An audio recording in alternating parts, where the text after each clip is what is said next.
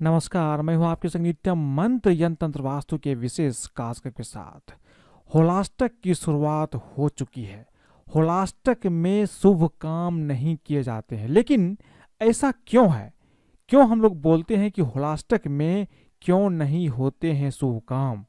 बने रहिए हमारे साथ, हम आपको बताएंगे होलाष्टक में शुभ काम करने की मनाही क्यों होती है और होलाष्टक के समय में आपको क्या अवश्य करना चाहिए। लेकिन इसके पहले अगर आप हमारे चैनल को सब्सक्राइब नहीं किए हैं तो कृपया इसे सब्सक्राइब कर ले तथा बेल बटन को भी दबाएं ताकि नए वीडियो का नोटिफिकेशन आपको तुरंत मिल जाए। होलाष्टक में शुभ कार्य नहीं किए जाते हैं, इनका फल अच्छा नहीं मिलता है, ऐसा शास्त्रों का मानना है। लेकिन होलाष्टक के समय में देवी देवताओं की आराधना के लिए सबसे ज़्यादा श्रेष्ठ माना जाता है। इन 8 दिनों के अंदर विवाह, मुंडन, गृह प्रवेश, मकान, जमीन, वाहन क्रय विक्रय सब कुछ मनाही होती है। इस साल होलाष्टक की शुरुआत 27 फरवरी से हो चुकी है। इस बार होलाष्टक 8 की बजाय 9 दिन के होंगे। होलाष्टक की अवधि में 8 ग्रहों का स्वभाव बहुत ही ज़्यादा उग्र हो जाता है। इनके अशुभ प्रभाव से बचने के लिए कुछ खास उपाय आप कीजिए ताकि ये जो ग्रह है इसके अशुभ प्रभाव आपके ऊपर ना पड़े। शास्त्रों का मानना है कि होलाष्टक के 8 दिनों में शुभ कार्य करना प्रतिबंधित होता है, क्योंकि इस अवधि को बहुत ही ज़्यादा अशुभ मानते हैं। होलाष्टक में 8 ग्रह उग्र अवस्था में रहते हैं। इस दौरान मांगलिक कार्य करना या किसी नए काम की शुरुआत करने से वह पूर्ण नहीं होता। तमाम तरह की रुकावटें आती हैं। इन ग्रहों के निर्बल होने से मनुष्य की निर्णय क्षमता छीन हो जाती है। इस कारण मनुष्य अपने स्वभाव के विपरीत फैसला कर लेता है। शास्त्र कहते हैं कि होलाष्टक के पहले दिन यानी फाल्गुन शुक्ल पक्ष की अष्टमी तिथि पर चंद्रमा उग्र होता है। नवमी तिथि पर सूर्य, दसवीं तिथि पर शनि, एकादशी तिथि पर शुक्र, द्वादशी तिथि पर बृहस्पति, त्रयोदशी तिथि पर बुध और चतुर्दशी तिथि पर मंगल और पूर्णिमा तिथि पर राहु ग्रह का स्वभाव बहुत ही ज्यादा उग्र रहता है। होलाष्टक के दौरान अगर आपकी कुंडली में इन ग्रहों में से किसी की स्थिति कमजोर है या किसी ग्रह से जुड़ा कोई दोष है तो उस ग्रह के उग्र होने पर आपको दुष्प्रभाव झेलने पड़ सकते हैं। इससे बचने के लिए ग्रह शांति का उपाय अवश्य ही करना चाहिए। होलाष्टक के 8 दिनों को व्रत, पूजन और हवन की दृष्टि से अच्छा समय माना गया है।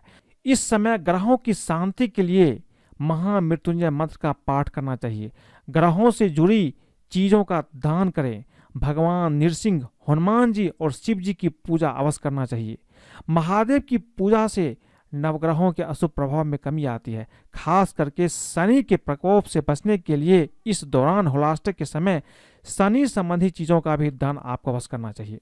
होलाष्टक के दौरान विवाह करना, वाहन खरीदना, घर खरीदना, भूमि पूजन, गृह प्रवेश, 16 संस्कार, नया व्यापार शुरू करना, यात्रा करना, नए वस्त्र या कोई वस्तु की खरीदारी करना वर्जित माना गया है।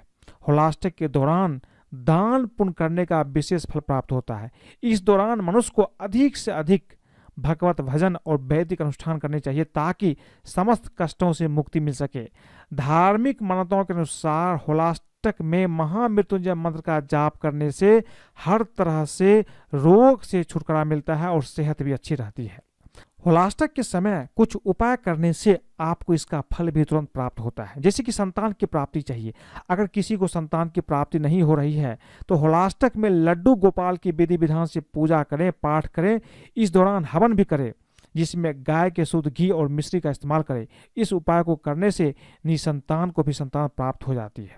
अगर आप चाहते हैं कि आपको करियर में सफलता प्राप्त हो तो करियर में तरक्की के लिए आपको होलाष्टक में ये उपाय अवश्य करना चाहिए। घर या ऑफिस में जौ, तिल और शक्कर से हवन करवाइए।